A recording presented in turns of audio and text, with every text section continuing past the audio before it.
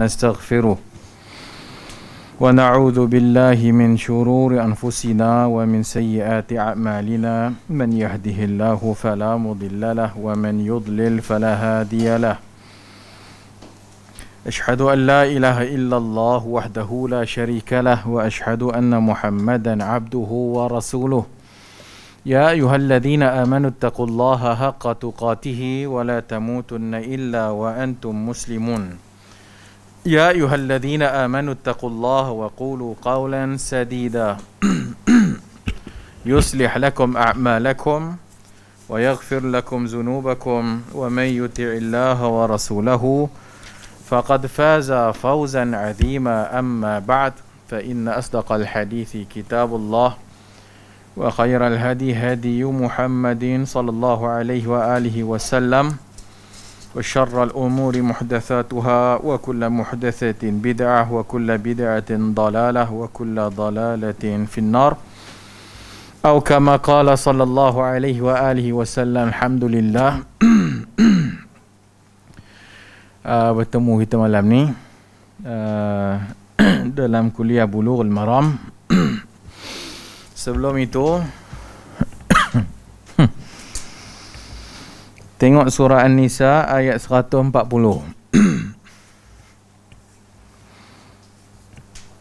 Allah Ta'ala firman,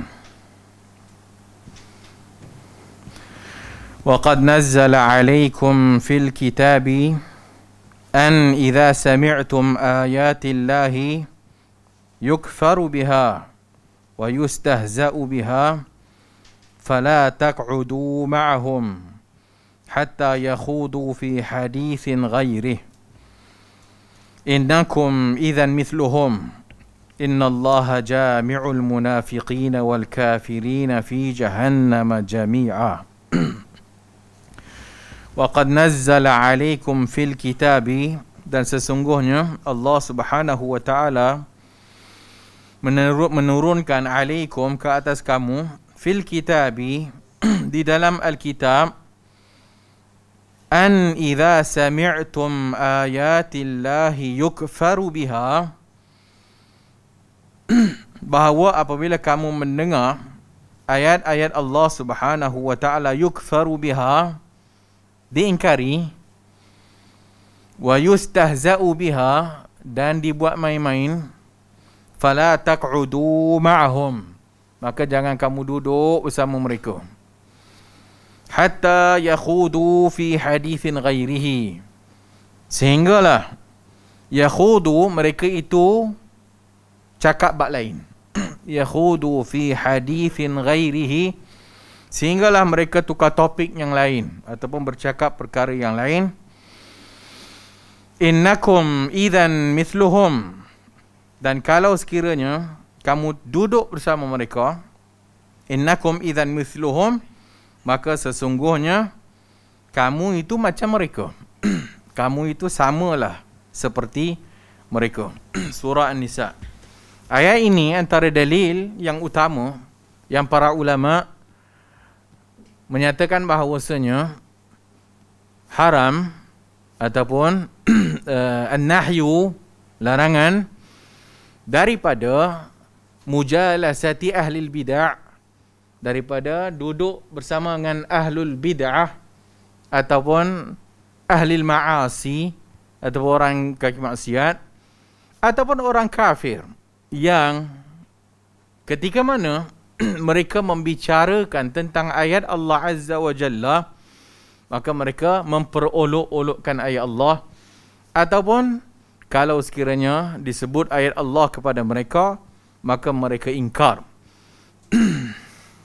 Kata Al-Imam At-Tabari dan juga para ulama tafsir yang lainnya, ayat ini dalilun au dilalatun wadihah, dalil yang jelas larangan daripada duduk bersama dengan ahlul bid'ah dengan pelbagai bentuk dan kumpulannya, sehingga mereka di dalam apabila mereka menyebutkan ataupun membicarakan tentang kebatilan mereka sehingga apabila mereka membicarakan tentang kebatilan ataupun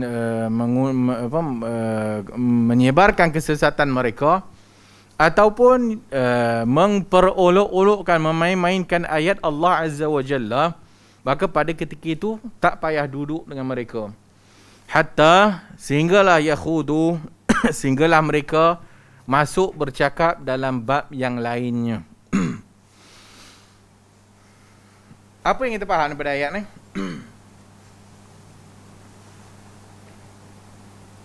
Boleh duduk dengan ahli bid'ah tak?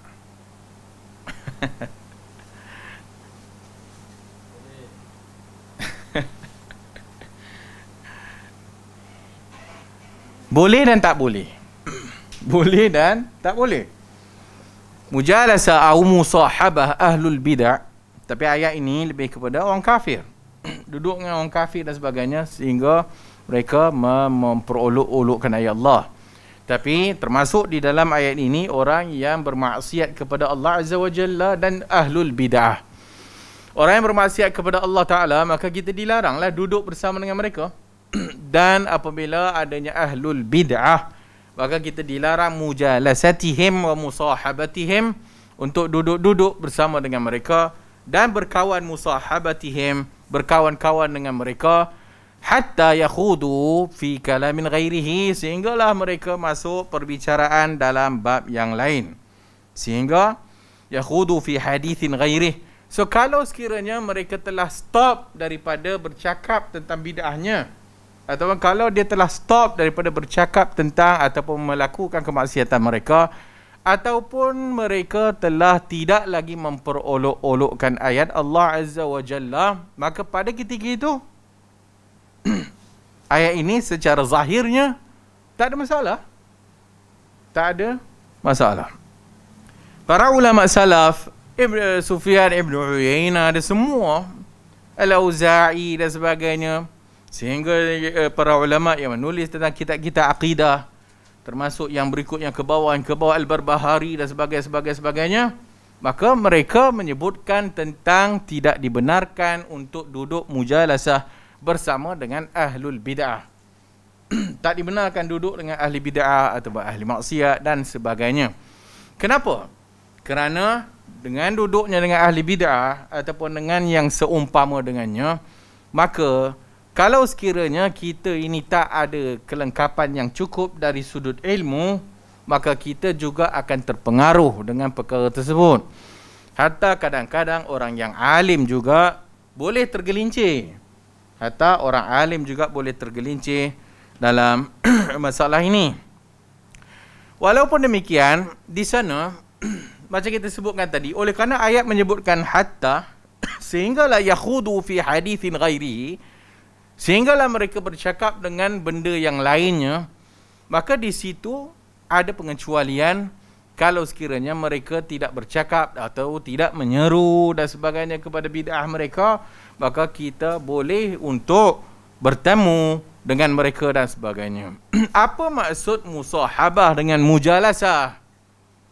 Apa maksud musahabah dengan mujalasah? Yang para ulama ahli sunnah tidak membenarkan kita ni duduk-duduk bersama dengan ahlul bid'ah atau ahlul ma'asi dan sebagainya, disebabkan yang tadi itu, jika terpengaruh dan sebagainya, dan kalau sekiranya sehingga membawa kepada kita tidak lagi boleh menegur kesilapan, sehingga kita tidak lagi boleh menegur bid'ah yang dia buat, itu yang dikatakan as-suhbah.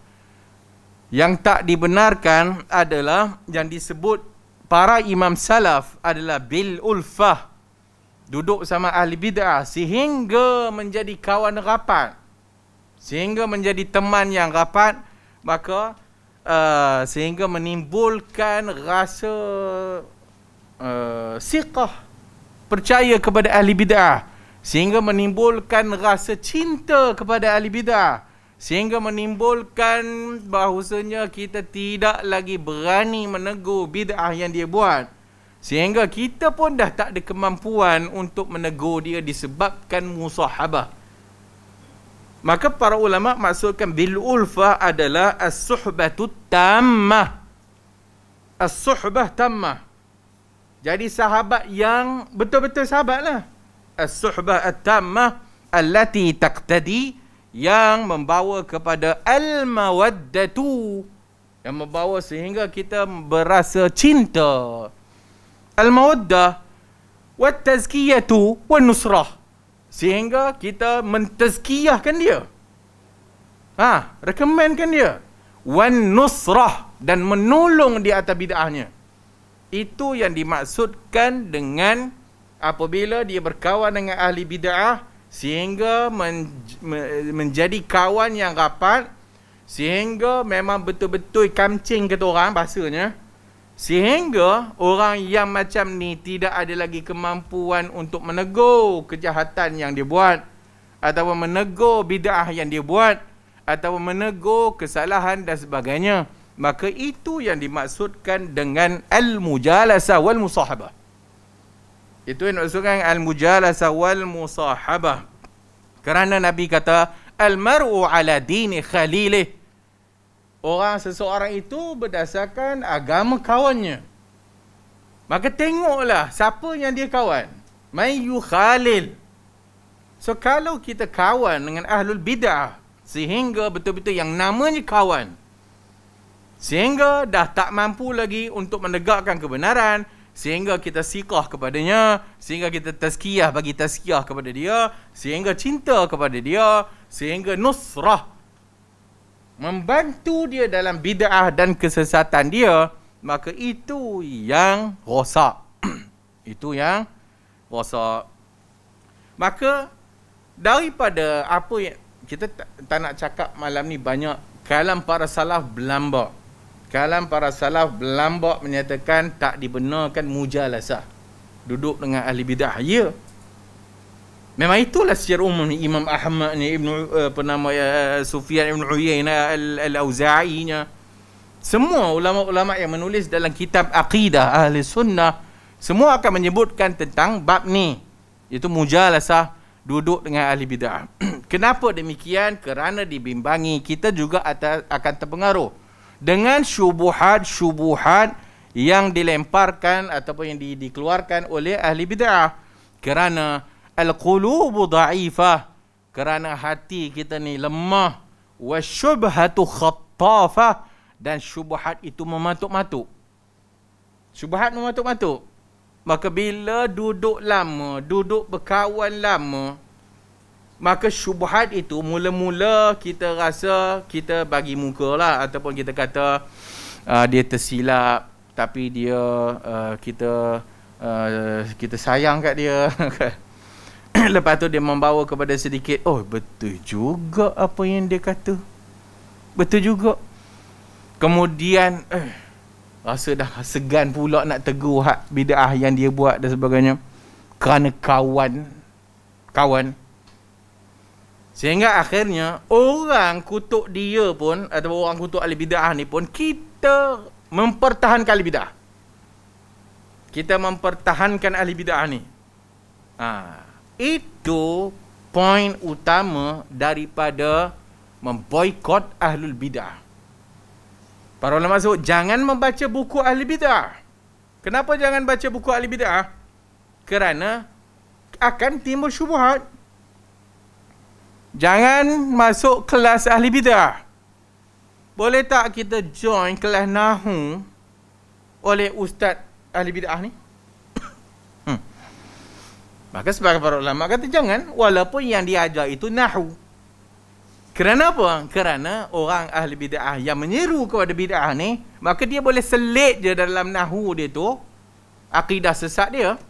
Dia boleh selit je dalam bab-bab grammar bahasa Arab itu, atau pelajaran Nahu dengan saraf itu, akidah kufur ataupun bid'ah yang dia buat dan sebagainya.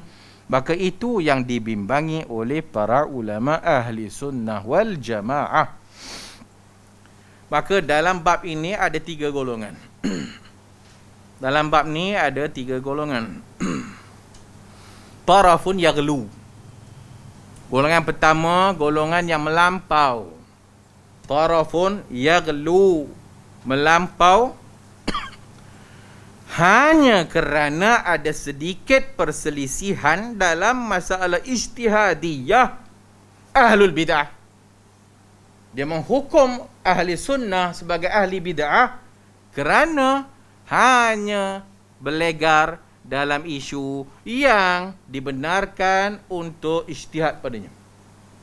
Maka dia melampau. Sehingga apa poin sikit pun dah nampak dia tengok ahli bid'ah. Bid'ah ahli bid'ah. Tengok tak boleh. Ini yang berlaku. Maka duduk sepentas dengan ahli bid'ah. Duduk sepentas dengan ahli bid'ah. Ahli bid'ah menyokong bid'ahnya ahli bid'ah. Tazir. Jangan dengar daripada dia dah bombang, bawa keluar nas para ulama salaf. Jangan duduk bersama ahli bid'ah, jangan duduk bersama ahli bid'ah. Yang cakap tu kita akidah pun tak habis baca. Yang cakap tu kitab Tauhid Muhammad Abdul Wahab tak pernah khatam. Yang cakap tu Kasyfus Syubuhat Muhammad Abdul Wahab tak pernah faham. Tak pernah baca Aqidah Wasitiyah pun, tak pernah baca Tahawiyah pun, tak pernah baca Zammu Ta'wil pun. Semua kitab-kitab akidah tak pernah baca pun. Tapi yaghlu, melampau. Terutamanya budak-budak yang baru dapat manhaj. Baru dapat manhaj 2-3 hari. Maka dia pun ghulu, melampau dalam menghukum ahli sunnah sebagai ahli bid'ah hanya disebabkan duduknya ahli sunnah itu dengan ahli bid'ah. Tak pernah nampak Syekh Ibn Utsaimin duduk dengan ahli bid'ah? Duduk. Duduk. Mujalasah musahabah. Dengan hanya duduk sepentas, adakah dia berkawan? Dengan hanya duduk sepentas, adakah dia mujalasatu ahlul bid'ah? Bila kena dekat ustaz kita yang duduk dengan ahli bid'ah, oh ustaz ini mempertahankan sunnah. Bila ustaz yang tak favor kita, oh dia ahli bid'ah, menyokong bid'ah. Melampau. Hak ni tarafun yaghlu. Al-ghulu. Ala halakal mutanatti'un. Hancurlah orang yang melampau. Hancurlah orang yang melampau. Melampau ni dalam banyak bidang lah. Semua ada yang melampau. Grup yang kedua. Tarafun atau ta'ifun atau tarafun mutasahilun. Terlampau bermudah-mudah dengan ahli bid'ah. Terlampau bermudah-mudah dengan ahli bid'ah sehingga bagi muka kepada ahli bid'ah, sehingga tak nak ditegurnya ahli bid'ah tu, sehingga apa saja bid'ah yang dibuat kita tak berani nak tegur oleh kerana dah kita berkawan dengan dia. Atau terlampau bersangka baik, oh dia ni mungkin tersilap dan sebagainya, boleh jadi yang ke depan dia akan kembali, oh whatever lah. Ini mutasahil. Terlampau cuai, terlampau bagi muka kepada ahli bid'ah, sehingga ahli bid'ah pijak kepala kita, sehingga kita tak mampu lagi untuk membendung bid'ahnya, sehingga ke tahap kita macam kita bagi sokongan kepada dia, kita bagi pertolongan kepadanya. Apabila dia menyebarkan bid'ahnya ataupun pandangannya, kita membela pandangan bid'ahnya itu. Ini pun ngarut. Hak ni pun ngarut. Hak yang tadi tarafun, satu yang melampau. Hak yang satu ni satu hak yang terlampau cuai. Asalnya banyak kali lah kan ustaz-ustaz sunnah kita cakap bab gulu dengan hak yang tak gulu ni ataupun cuai ni. Banyak dah. Kerana itu asas. Apa-apa pun kalau melampau, hancur. Kalau terlampau cuai dan bagi muka sangat pun hancur juga. Adapun tarafun yang ketiga, golongan yang ketiga, maka tarafun wasat. Tarafun yang berada di tengah-tengah, wasat, muttabi'un lis-sunnah, yang mengikut sunnah. Yang mengikut sunnah Rasulullah sallallahu alaihi wasallam. Naha, melarang daripada muwalad ahlul bid'ah. Kita dalam masa yang sama, kita larang daripada menjadikan ahli bid'ah sebagai wali. Jangan jadikan ahli bid'ah sebagai teman rapat. Kafir pun tak boleh tak? Jangan menjadikan ahli bid'ah sebagai ialah sehingga kita menyokong yang macam tadi tu. Maka tarafun hak yang ketiga ni suatu kumpulan yang wasat. Yang wasat dalam arti kata kita melarang daripada orang buat bid'ah dan kita bagi peringatan daripada orang yang mengikut ahlul bid'ah. Dan kita bagi peringatan kepada kesalahan-kesalahan yang dia lakukan. Dan dalam masa yang sama, kita mengingkari juga untuk bercinta-cinta dengan mereka. Maksudnya bagi muwaddah. Kita benci kepada maksiat yang dibuat. Benci kepada bid'ah yang dia buat. Benci kepada hak akidah yang merosakkan. Yang bercanggah. Tetapi dalam masa yang sama, ada ruang yang kita lihat mungkin ada hajat ataupun maslahah yang perlu untuk kita berjumpa atau yang perlu untuk kita duduk sekali berbincang. Kata Syekhul Islam Ibn Taymiyah rahimahullah, wal maqsudu bihada, ini Ibn Taymiyah ni, Ibn Taymiyah. Wa maqsudu bihada, fal maqsudu bihada, maksud ayahjura, kita memboikot. Maksud kita memboikot orang Muslim adalah memboikot as-sayyi'at. Memboikot benda buruk yang dibuat. As-sayyi'at. Wa yahjura, dan kita boikot untuk menjadi qarana usu, menjadi kawan yang buruk kepada dia. Maksudnya jangan jadikan dia kawan yang macam disebutkan tadi.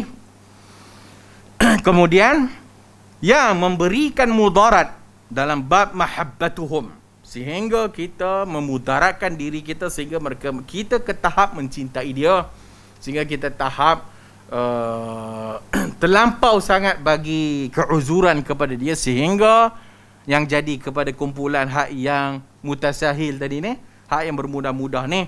Kemudian kata Ibn Taymiyah rahimahullah, illa lihajatin, melainkan kalau ada hajat, au li maslahatin rajihah, ataupun kalau ada maslahah yang rajihah. Maslahah rajihah ni apa dia? Maslahah kepentingan yang rajihah, antara kepentingan dengan mafsadah. Maslahah dengan mafsadah bukan tak ada dua-dua ada. Dia ada maslahah dan dia ada mafsadah. Tapi bila disebut maslahatun rajihah, maslahahnya mengatasi mafsadah.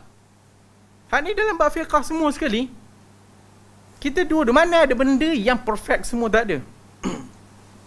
So kalau kita lihat bahawasanya adanya maslahah yang kita perlu untuk duduk sekejap dengan dia, bukan bermaksud duduk itu macam kita sebut tadi mesti menyokong. Bukan bererti mesti ikut saja apa yang dia cakap. Bukan bererti mesti benarkan saja apa yang dia cakap. Tapi kalau dia bercakap benda itu benar, boleh terima tak? Kalau dah setan pun kita boleh terima. Ini orang Islam yang buat bidah. Nabi kata kepada ahli kitab, ya ahli kitab, ta'alau ila kalimatin sawa. Oi ahli kitab, mari kita duduk ni bersama dengan suatu kalimat yang sama. Dengan suatu kalimat yang sama. Apa dia kalimat yang sama? Allah. Hak yang esanya. Ada beza tak? Ada beza Kristian dengan Islam. Sebab Kristian mempersekutukan Allah. Tapi pada masa yang sama, Trinity itu, Father itu adalah Tuhan yang besar tu, Allah. Apabila Nabi SAW panggil ahli kitab, mari kita duduk sekali atas kalimat yang sama. Atas kalimat yang sama. Adakah Nabi ikut orang kafir? Adakah Nabi membenarkan ahlul Yahud wan Nasara? Tak.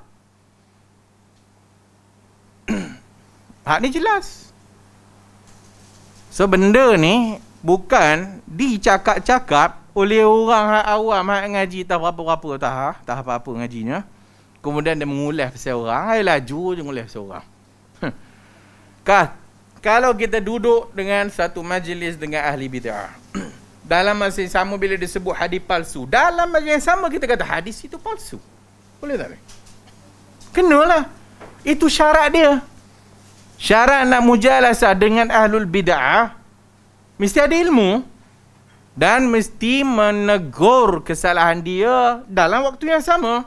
Jangan tunggu. Yes, dia tengah sebut tang-tang tu, dia sebut bid'ah dia tu. Tang-tang tu lagi kita bantai dia. Walau kita sedang membicarakan poin yang sama, tapi dalam bab ini saya berselisih dengan dia sebab dia ada palsu.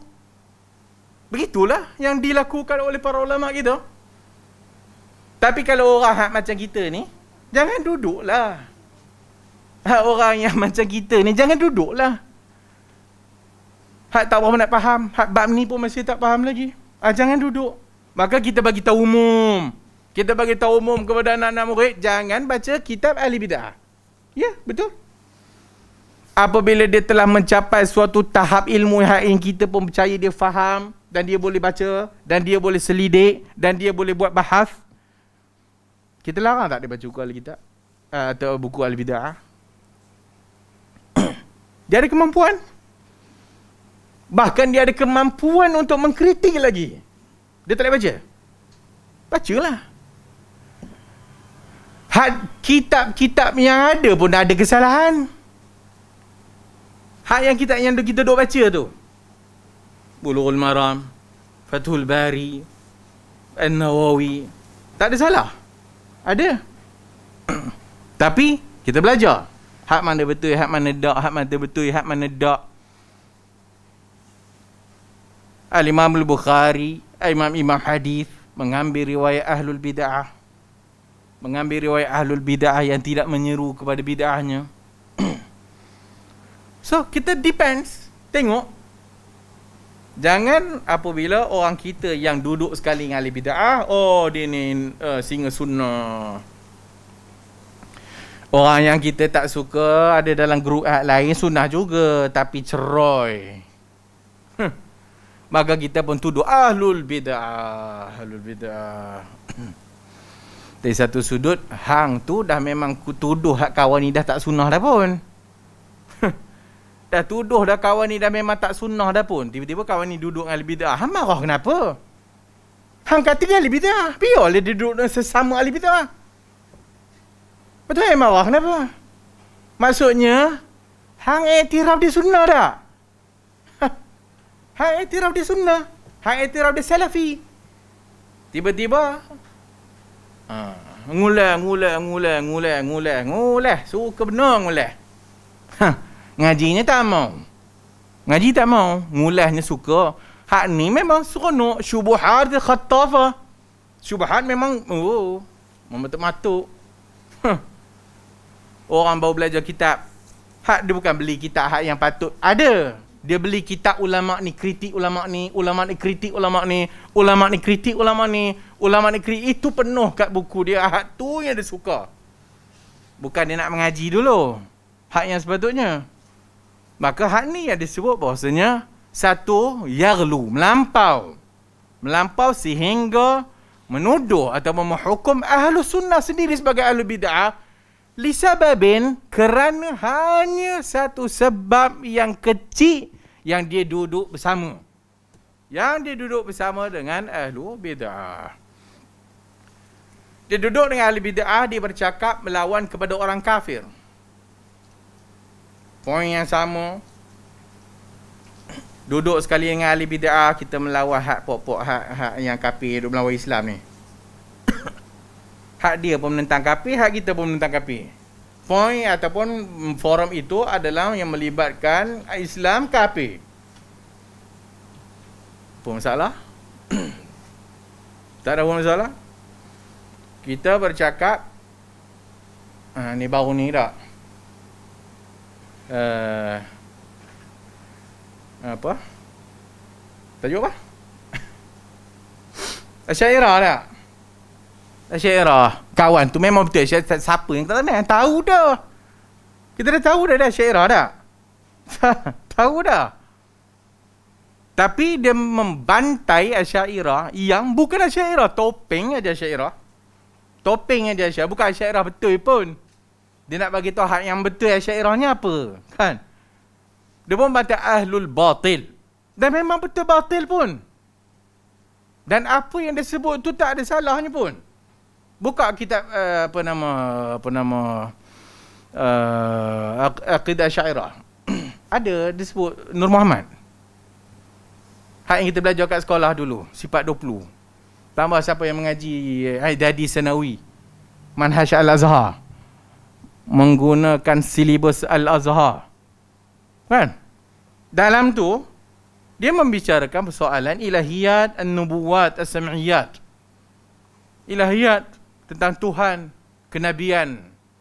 Of course lah sifat 20 lah. Sifat 20, kemudian sifat harus, sifat mustahil, sifat harus bagi Nabi, sifat wajib bagi Nabi, sifat haram tak sepatutnya bagi Nabi dan sebagainya. Tapi sebelum dia masuk bab itu, pengajian Asy'ariyah membicarakan persoalan tentang akal.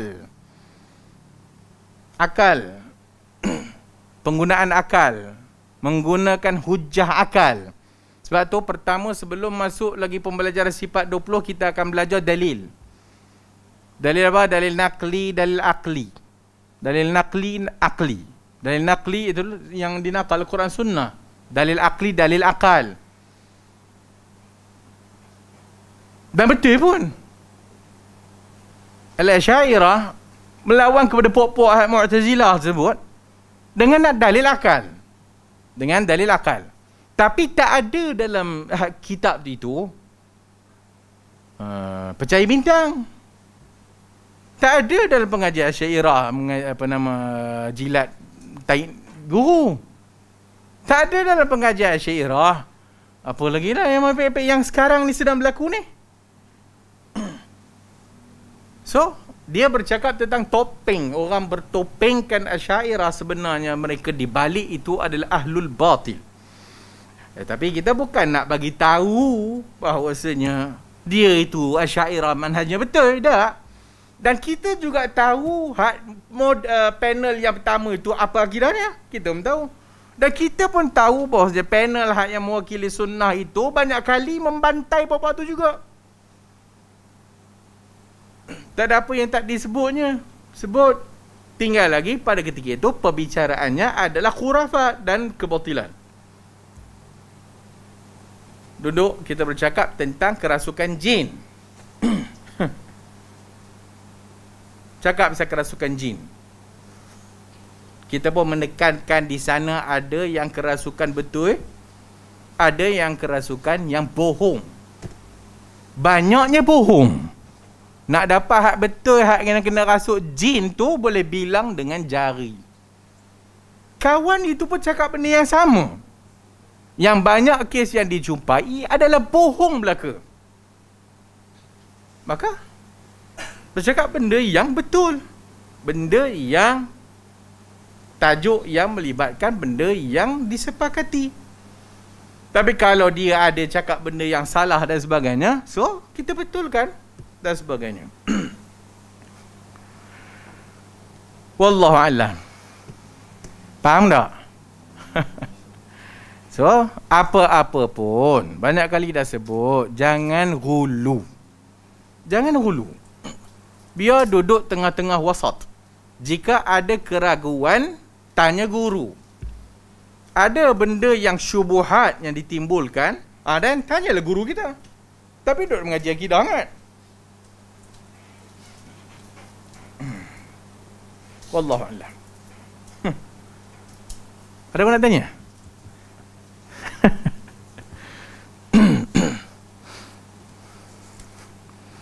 Ustaz KA pun sesat juga. Takkan nak dengar.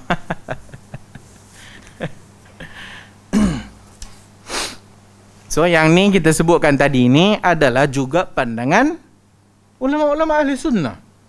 Sebagaimana disebutkan oleh Syekhul Islam Ibn Taymiyah, seorang muhaqqiq. Maka dalam apa-apa jua Syekhul Islam Ibn Taymiyah, tengok dia punya pandangan. Tengok pandangan Ibn Taymiyah. Dia sebut sangat Ibn Taymiyah. Terbaca ni tak? Tak pernah baca pun. Ya, Majmu' Fatawa tu ada bawah tu, kalau coklat tu. Tak, siapa nak buka? Siapa nak buka? Ahli bid'ah juga yang mengutuk Ibn Taymiyah sebelum-sebelum ni, tak kita bantai. Pokok yang menyalah faham kalam Ibn Taymiyah. Dah kita sebut dah sebelum ni. Ustaz-ustaz sebelum ni yang dah tak tahu lah pupus ke tak. Hak cakap mengutuk Ibn Taymiyah. Telah kita buat forum menjelaskan apa yang benarnya daripada kalam Ibn Taymiyah dan sebagainya. So senantiasa kita pernah berjumpa dengan hak liberal. Duduk dengan liberal, apa masalah mereka ni? Apa cara fikir dia orang ni? Hak yang boleh kita bantu mereka, apa sebenarnya mereka ni? Faham ke tak? Atau kalau kita yang tak pergi, ahli bid'ah nak pergi? Kalau kita yang tak ke depan dalam bab ni, maka ahli bid'ah yang ke depan, kita pun bising lagi. Bising. Oh, tu sekepala. Tapi yang dia jemput kita, tak datang pun. Kenapa tak datang? Tak mampu. Berapa banyak perdebatan yang ustaz-ustaz sunnah kita join sebelum ini, yang dia itu tak ada kemampuan debat. Duduk dengan ahli bid'ah. Apa jadi? Orang nampak ahli bid'ah menang. Tak, siapa yang tahulah kes-kes sebelum-sebelum ni. Kan? Kita tak ada kemampuan nak debat dengan ahli bid'ah, jangan pergi. Walau kita punya salafi tu tulen. Walau salafinya tulen. Tapi kita sendiri tak faham tentang Ibn Taymiyah, jangan pergi. Sebab nanti kita kena syubhat. Dan kalau kita masih belum jelas tentang bid'ah pun, jangan berdebat dengan ahli bid'ah kalau kita sendiri memang tak mampu. Tapi ada je ustaz-ustaz kita yang pergi, yang akhirnya tak nampak menang. Bukan dia tak pandai berhujah. Tak, hujahnya betul.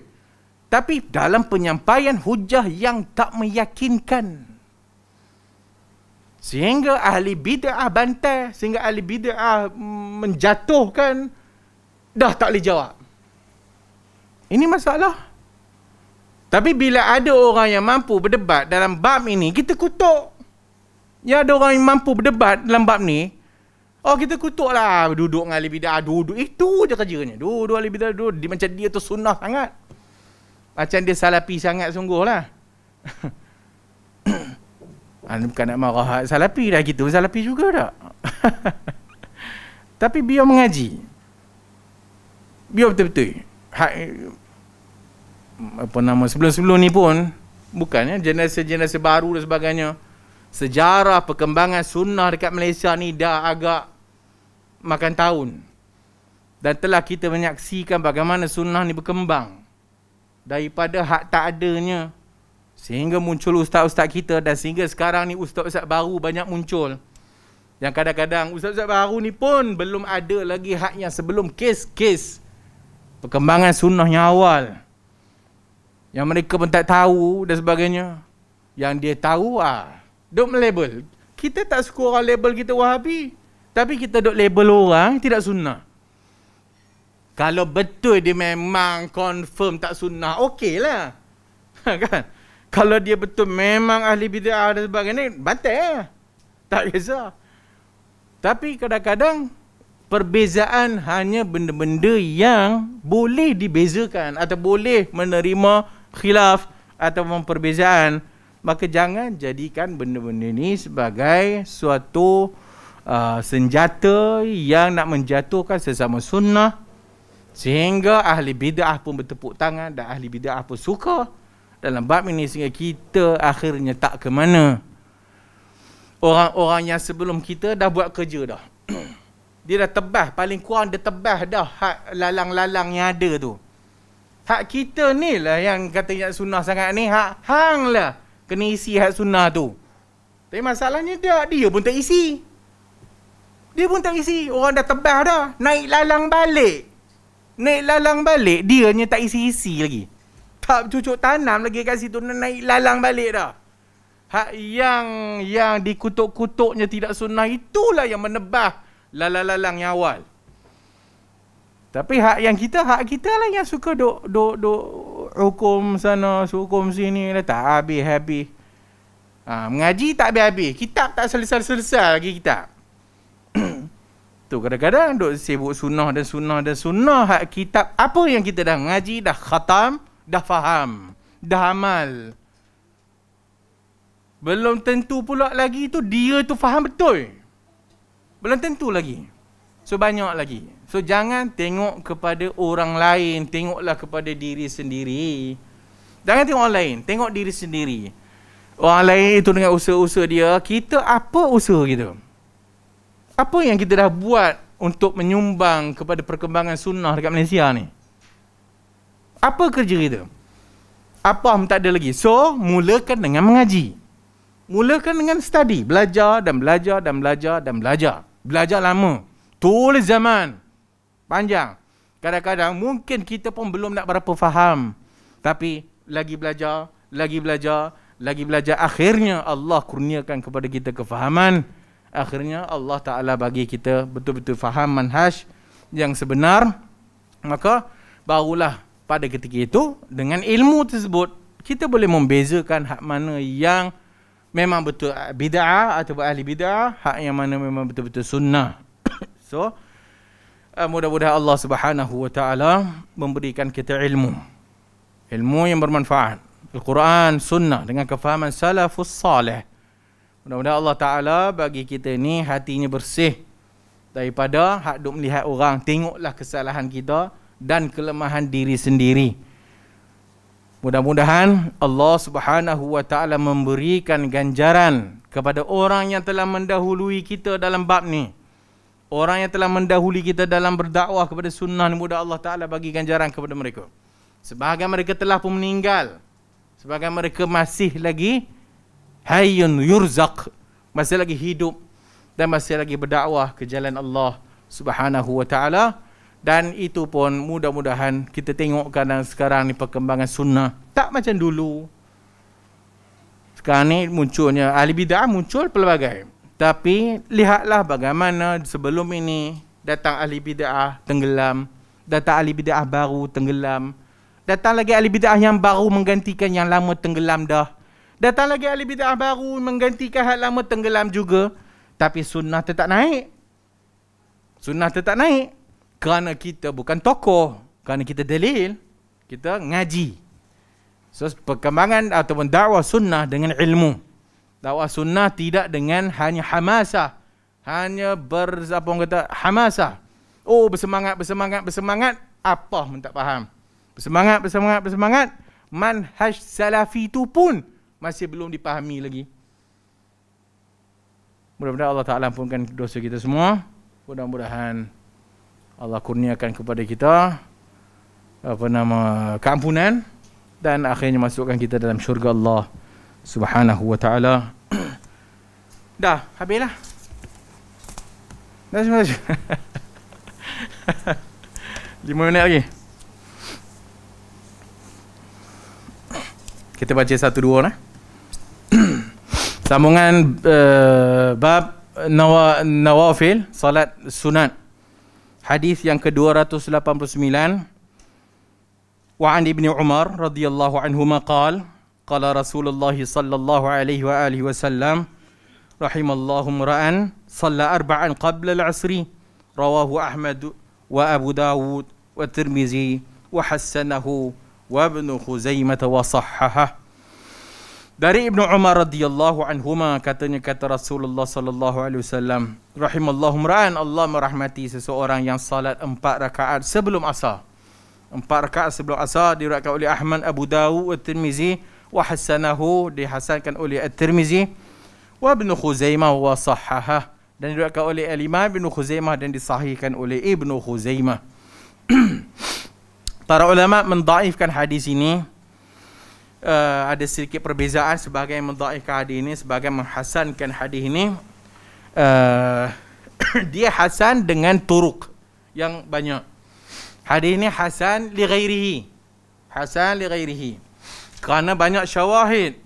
Hadis ini diriwayatkan juga oleh dalam Ahmad, Abu Dawud, Hasan Tirmizi daripada hadis Ali. Diriwayatkan oleh Abdullah ibn Amr ibn al-As, juga daripada Abu Hurairah, juga daripada Ummu Salamah dalam Tabrani dan sebagainya. Maka para ulama menghukumkan hadis ini hasan. Jadi tinggal lagi. Dia menyebutkan tentang 4 rakaat sebelum asar. Hadis-hadis yang kita baca sebelum ini dia tak sebut sebelum asar. Maka para ulama sebut, maka kita tak masukkan di dalam sunanur ratibah. Ataupun dia sunat yang tidak muakkadah. Ghair muakkadah. Kenapa ghair muakkadah? Kerana hadis-hadis sahih yang lebih kuat menyatakan sebelum asar tak ada. Berdasarkan 2 hadis yang telah kita bacakan sebelum ini, maka dia masuk juga dalam keumuman baina kulli azanaini salah, antara 2 azan itu ada salat. Tinggal lagi 4 dan sebagainya, maka itu disebut dalam hadis ini. Wa an Abdullah ibn Mughaffal al-Muzani radhiyallahu anhu anin Nabi sallallahu alaihi wasallam qala sallu qabla al-maghribi sallu qabla al-maghribi thumma qala fi ath-thalithati liman syaa karahiyata an yattakhidhaha an-nas sunnatan rawahu al-Bukhari wa fi riwayat Ibn Hibban anna an-nabiy sallallahu alaihi wasallam shalla qabla al-maghribi rak'atain wa li Muslimin an Anas radhiyallahu an qala kunna nusalli rak'atain ba'da ghurubi syamsi wa kana an-nabi sallallahu alaihi wasallam yarana falam ya'murna wa lam yanhana. Dari Abdullah ibn Mughaffal al-Muzani dari Nabi SAW, sallu qabla al-maghrib, salatlah sebelum maghrib, salatlah sebelum maghrib. Pada kali yang ketiga Nabi kata liman sya, siapa yang nak, liman sya, karahiyata ayyattakhidhaha an-nas sunnatan, supaya orang tak anggap benda itu suatu sunnah yang ratibah, suatu sunnah yang selalu buat. So dia juga adalah sunnah yang tidak muakkadah, ghair muakkadah. Siapa yang solat boleh tak? Boleh, kita tak ingkar.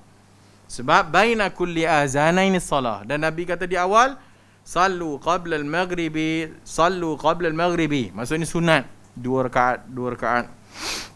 Liman sya, bagi siapa yang nak.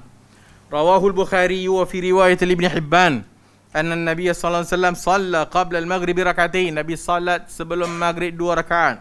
Dalam Muslim daripada Anas radhiyallahu anhu qala kunna nusalli rak'atain ba'da ghurubi syamsi.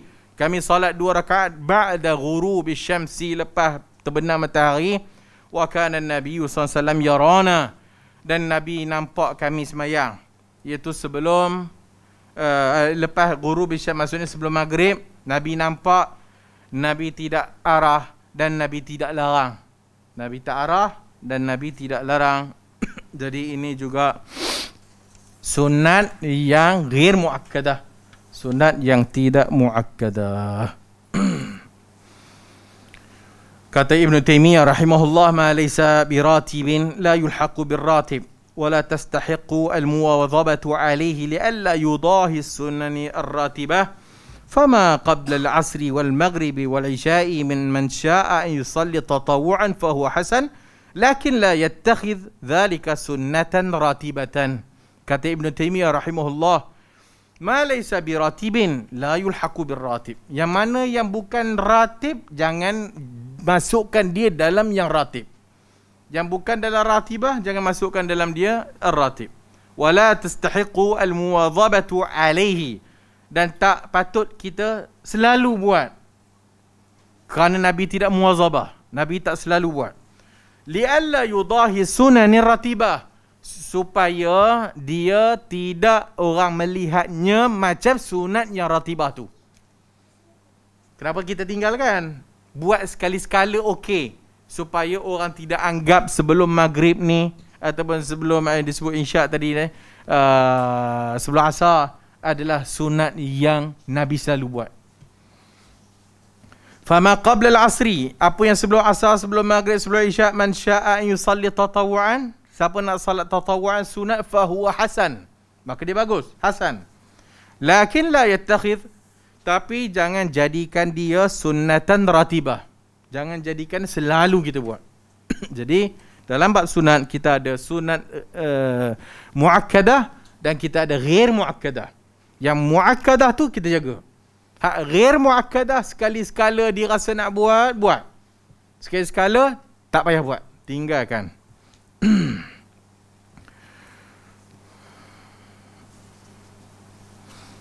Yang berikutnya tu tentang solat sunat sebelum subuh.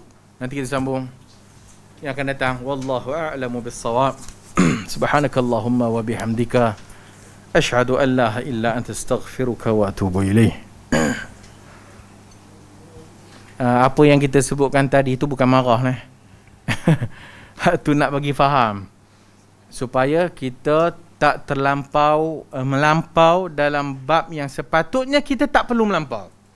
Dalam bab yang ada toleransi, dalam bab yang ada ruang untuk pandangan, maka jangan melampau.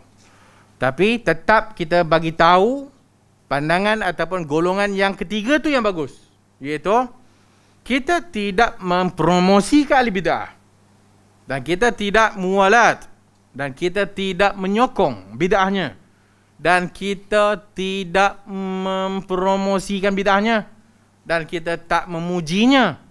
Dalam masa yang sama, jika ada keperluan untuk kita duduk bersama, jika ada maslahah yang rajihah yang memerlukan kita duduk bersama, lupakan sekejap perbahasan kita ni, maka itu dibenarkan oleh syarak. Dalam masa yang sama, kita ada stand dan kita ada manhaj kita. Bukan bererti mesti jumpa ahli bid'ah kita menyokong dia. Bukan bererti duduk dengan satu majlis dengan ahli bid'ah mesti menyokong dia. Tak. Kita tak menyokong, tapi kita bersetuju dengan poin yang sedang kita bicarakan dan kita menegur dia benda-benda yang dia silap. Maksudnya kita konsisten lawan kepada bid'ah. Konsisten melawan kepada bid'ah yang dia lakukan, dan kita bagi ingat juga tahzir kepada orang awam supaya dia ni bukan marja'. Jangan ambil ilmu daripada dia. Hak yang forum tak forum itu majlis ilmu ke? Tak. Hak tu nak dengar. Hak majlis ilmu hak macam ni. Hak majlis ilmu jangan ambil daripada bid'ah. Tapi kadang-kadang ada beberapa forum yang kadang-kadang adanya perdebatan dan sebagainya. Maka kita nak tengok. Tengok. Tak ada masalah. Guna akal. Orang sunnah ni akal cerdik. Kalau orang sunnah pun tak boleh nak beza antara sunnah dengan bid'ah. Kalau orang sunnah pun tak boleh beza antara hak dengan batil. Ambil mikrofon ni, katuk. Belajar banyak dah. Belajar banyak dah. Bid'ah. Belajar sunnah dah. Tapi tak faham. Wallahu a'lamu bis-shawab. Subhanakallahumma wa bihamdika asyhadu an la ilaha illa